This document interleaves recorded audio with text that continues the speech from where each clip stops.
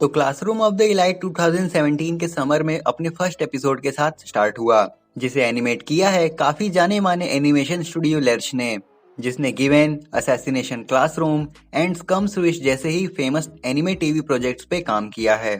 तो classroom of the elites एक drama mystery anime है जिसमें हम देखते हैं कि ऑल ओवर जापान से स्टूडेंट को सिलेक्ट किया जाता है कोडो इकुसे सीनियर हाई स्कूल के लिए, एंड ये स्कूल स्टूडेंट को सभी बेसिक एम्यूनिटी प्रोवाइड कराता है without any work. So basically ये स्टूडेंट्स के लिए एक यूटोपिया है, लेकिन किंतु परंतु everything that shines is not gold, क्योंकि यहाँ पर सारे स्टूडेंट्स 4 क्लासेस में डिवाइडेड हैं बेस्ड ऑन देयर कैलिबर, और उन सभी में जो टॉप क्लास के होते हैं सिर्फ वही इस स्कूल में टिक पाते हैं, बाकी सभी को एक्सपेल कर दिया जाता है। अब इस स्टोरी लाइन के प्रोटैगनिस्ट हैं अयानो कोजी कियोटका, जो कि एक टीनेजर है और उसे स्कूल के लोएस्ट रैंकिंग क्लास यानी क्लास डी में एडमिशन मिलता है। देन वो एक लड़की से मिलता है और वो दोनों क्लासमेट थे, और इस लड़की का नाम था Hotikita I mean Horikita, who wants to ascend to the top class, और वो भी सिर्फ अपनी ब्रदर की प्रेस लेने के लिए, जो कि उस स्कूल का स्टूडेंट काउंसिल प्रेसिडेंट होता है। सभी क्लासेस को एग्जाम्स और टास्क दिए जाते हैं जो कि उन्हें कंप्लीट करने होते हैं, और टास्क को कंप्लीट करने से उन्हें रैंकिंग एंड फंड्स मिलते हैं। एंड इस एनिमे का सबसे बिजार फैक्टर है हमारा प्रोटैगनिस्ट अयानो कोजी, जो कि शैडो में रहकर पूरी क्लास को कंट्रोल करता है और स्पॉटलाइट में नहीं आना चाहता, ऑल्दो उसके पास टॉप स्टूडेंट का पोटेंशियल है, और वो बाकी सभी स्टूडेंट्स को एज अ टूल यूज करता है, जिससे कि उसका काम भी हो जाए और बाकी स्टूडेंट खुश भी रहें। This anime series has a pretty good mystery factor, betrayal, hatred and many other dark aspects. और अब जो इसका सेकेंड सीजन फिनिश हो गया है, तो आप में से कई लोग ऐसे ही एनिमे के बारे में जानना चाहते होंगे। सो ये रहे मेरी लिस्ट के टॉप 10 एनिमे जो कि क्लासरूम ऑफ द इलाइट के जैसे ही हैं, जिनमें मेन कैरेक्टर ओवर पावर्ड है। अब यहाँ पे कुछ ऐसे प्रोटैगनिस्ट भी मिलेंगे जो कि अपनी एबिलिटीज को छुपाते हैं, just like Ayanokoji, and some will contain just your run of the mill overpowered protagonist. So let's start. So number 1 पे है डेथ नोट। तो डेथ नोट एक पुराने टाइम में आया हुआ क्लासिक एनिमे है जो कि मोस्टली एंड हाईली रिकमेंडेड होता है बिगिनर्स के लिए, क्योंकि ये स्लो है और इजी टू डाइजेस्ट है, but still this is a true definition of a masterpiece. And ये मेरा पर्सनल फेवरेट है और मैं पर्सनली रिकमेंड करूंगा जो भी एनिमे नहीं देखते हैं या जिन्होंने अब तक इसे नहीं देखा हुआ है उनके लिए। अब ये स्टोरी है एक टीनेजर बॉय की जिसका नाम है लाइट यागामी, जो कि एक ऐसे वर्ल्ड में रहता है जहां पर क्राइम बहुत ही ज्यादा हो चुका था और वो उससे काफी तंग भी आ चुका था। फिर एक दिन लाइट अपनी क्लास के विंडो से बाहर देख रहा था, तभी वो देखता है कि एक बुक खुले आसमान से नीचे गिरती है, और जैसे ही उसकी क्लास खत्म होती है और जब वो उस बुक को देखने जाता है तो उसे पता चलता है कि उस बुक पे लिखा है डेथ नोट, और उसमें ऐसा रूल भी लिखा हुआ था कि जिसका भी इसमें नाम लिखा जाएगा वो बंदा मर जाएगा। एंड क्यूरियोसिटी में आकर लाइट उस बुक को अपने साथ लेकर चला जाता है और उसमें एक रैंडम क्रिमिनल का नाम लिखता है, एंड सडनली क्रिमिनल टीवी पर डेड दिखाया जाता है, और तभी लाइट के सामने रियुक आ जाता है, जो कि एक शिनिगामी है यानी गॉड ऑफ डेथ, जिसने उसे वो डेथ नोट दी थी। और तब लाइट डिसाइड करता है कि वो पूरे वर्ल्ड से क्राइम को मिटा देगा under his new nickname Kira. But soon the famous detective L सामने आता है, जो कीरा की किलिंग को ट्रैक करता है और इस विजिलेंटे कीरा को ढूंढने की रेस में लग जाता है as it kills criminals relentlessly. और ये एनीमे काफी यूनिक प्रीमाइज रखता है considering the time it aired, और जिस वजह से लाइट उन सभी पीपल से डील करता है ये शो करता है कि वो कितना ओवर पावर्ड एंड रूथलेस है। Number of episodes 37 episodes, personal rating 10 out of 10। Number 2 है वाइज मैन्स ग्रैंडचाइल्ड। तो वाइज मैन्स ग्रैंडचाइल्ड एक एनिमे सीरीज है जो कि फॉलो करती है शिन की स्टोरी को, जो कि एक दूसरे वर्ल्ड में रीइंकारनेट हुआ है एज अ बेबी, और फिर उसे एक ओल्ड मैन एडॉप्ट करता है जो कि बाद में उसका ग्रैंडफादर बनता है, और फिर वो ओल्ड मैन उसको सब कुछ सिखाता है जो कि वो खुद जानता था, and lets him wander into the woods at a very small age. और जब शिन हाई स्कूल की एज रीच करता है तो इतना ओवर पावर्ड बन जाता है कि एडल्ट्स तक उसको हैंडल नहीं कर पाते थे। When he reaches the age of 15 he feels the need of people of his age. उसके बाद शिन एक दूसरी सिटी में मूव करता है जहां पर उसके ग्रैंडफादर को लोग हीरो समझते थे, और फिर वो उस सिटी के मैजिक एकेडमी में अपना एनरोलमेंट कराता है, और यहाँ से हमारे ओवर पावर्ड प्रोटैगनिस्ट की स्टोरी शुरू हो जाती है, जो कि सबके सामने मॉडेस्ट बनने का ट्राई करता है और ट्राई करता है कि वो सिर्फ एक नॉर्मल 15-year-old जैसा लगे। And classroom of the elite के जैसे ही इस एनिमे के प्रोटैगनिस्ट अपनी पावर्स को छुपाने का ट्राई करता है और ये एनिमे अपने प्लॉट में थोड़ा सा मैजिक और रोमांस भी ऐड करता है, making it engaging to watch. Number of episodes 12 episodes, personal rating 8.5 out of 10। Number 3 है वन पंच मैन। तो जैसा कि इसके नाम से ही क्लियर है, इसका प्रोटैगनिस्ट साइतामा इतना ओवरपावर्ड है कि उसे बस एक ही पंच की जरूरत होती है किसी को भी निपटाने के लिए। और वन पंच मैन एक ऐसे वर्ल्ड की कहानी है जहां डिफरेंट रैंक्स वाले सुपर हीरोज भरे पड़े हैं जो कि इविल विलन से फाइट करते हैं। और इस वर्ल्ड में एक लड़का रहता है जिसका नाम है साइतामा, जो कि एक अनएम्प्लॉयड एडल्ट है और वो एक हीरो बनना चाहता है। और एक दिन उसने एक छोटे से बच्चे को एक विलन से बचाया और तब उसने डिसाइड किया कि वो खुद को इनरोल करेगा एज अ हीरो। और अपने एग्जाम में उसने ये रियलाइज किया कि वो कुछ ज्यादा ही ओवरपावर्ड है, जिसकी वजह से वो सेंटर ऑफ अटेंशन बन जाता है। और इसलिए उसने डिसाइड किया था कि वो हमेशा होल्ड बैक करेगा ताकि वो as a low ranking hero appoint हो जाए। और सेम टू सेम ऐसा होता भी है, उसको एकदम लोएस्ट क्लास दे दी जाती है। वन पंच मैन हमारे प्रोटैगनिस्ट की स्टोरी फॉलो करता है जो कि अपना पूरा ट्राई करता है एक नॉर्मल लाइफ जीने का। And classroom of the elite की जैसे ही इस एनिमे का प्रोटैगनिस्ट भी अपनी पावर्स को हाइड करके रखना चाहता है, इसलिए नहीं कि वो कुछ पाना चाहता है, बल्कि इसलिए कि वो बस अपनी लाइफ में नॉर्मल होना चाहता है। Adding a hero system with great animation and character designs, this is a pretty good watch. Number of episodes 24 episodes plus 1 OVA. Personal rating 8.9 out of 10. Number 4 Sword Art Online.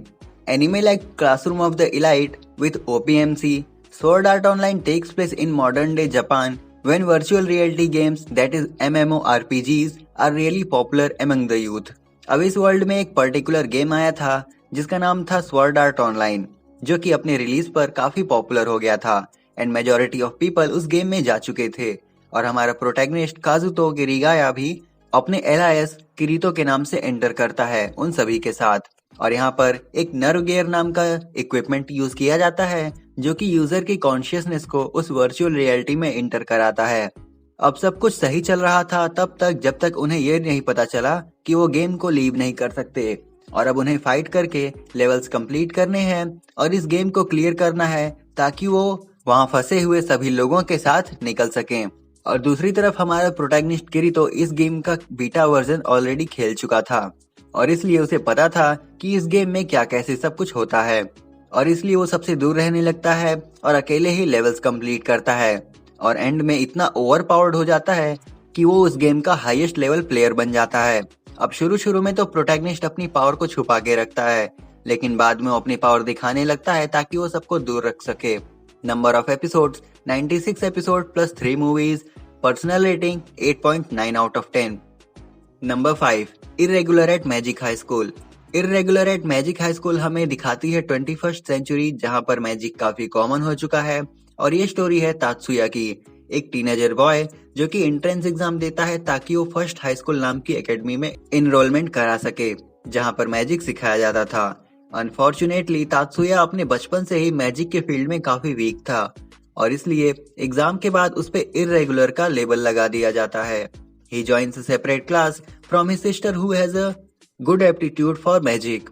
लेकिन ज्यादा दिन नहीं बीते और लोग जानने लगे कि ये बंदा टेक्नोलॉजी और बाकी सभी चीजों में काफी ज्यादा अच्छा है, जिससे ये क्लियर हो जाता है कि वो सिर्फ मैजिक में ही बुरा है, बाकी चीजों में नहीं।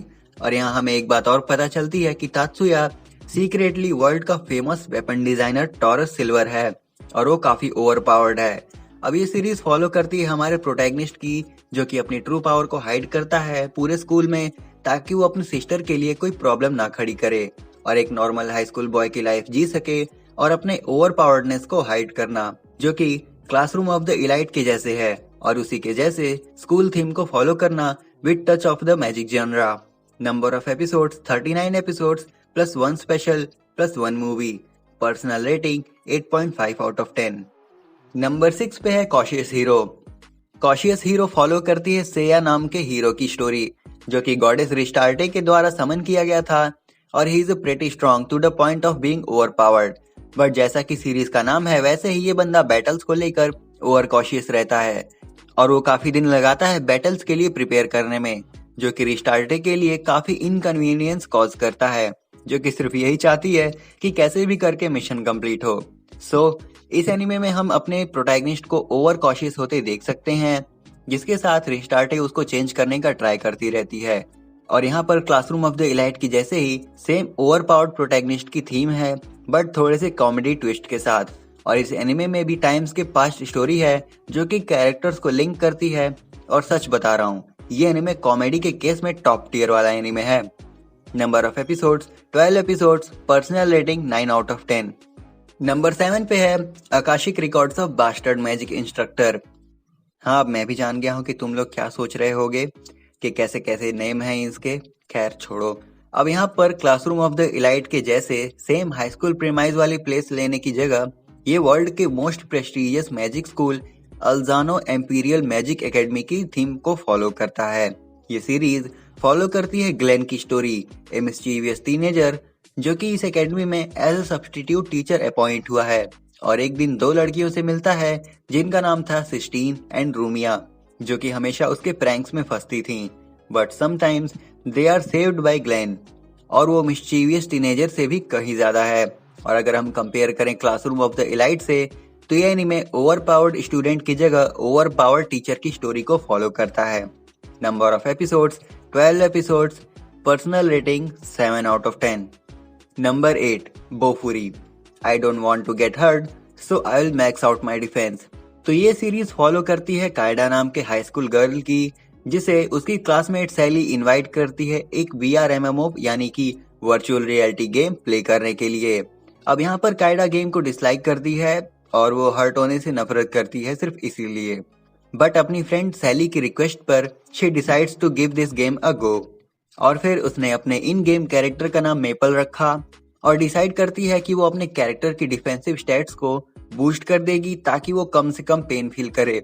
और वो इस चीज को इतना कर देती है कि अब उसे जरा भी पेन फील नहीं होता और एक तरह से ओवर पावर्ड हो जाती है। अब यहाँ पर सेम ओवर पावर्ड थीम है, but in game just like sword art online. Number of episodes 12 episodes, personal rating 8 out of 10।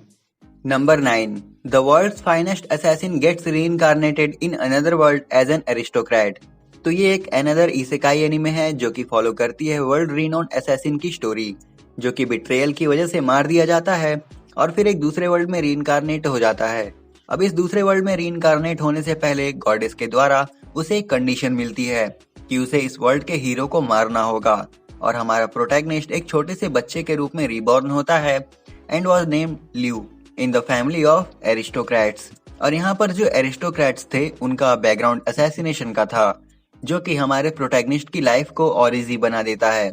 अब उसका असैसिन बिजनेस इतना अच्छा था कि वो बहुत ही कम एज में अपने फादर को सरपास कर लेता है और अब वो टैलेंटेड पीपल कलेक्ट करना चाहता है ताकि वो हीरो को डिफीट कर सके। Just like classroom of the elite, इस एनिमे में भी MC पीपल्स को एज अ टूल यूज करता है। और हाँ, यहाँ पर भी प्रोटैगनिस्ट ओवर पावर्ड है। Number of episodes 12 episodes, personal rating 9 out of 10।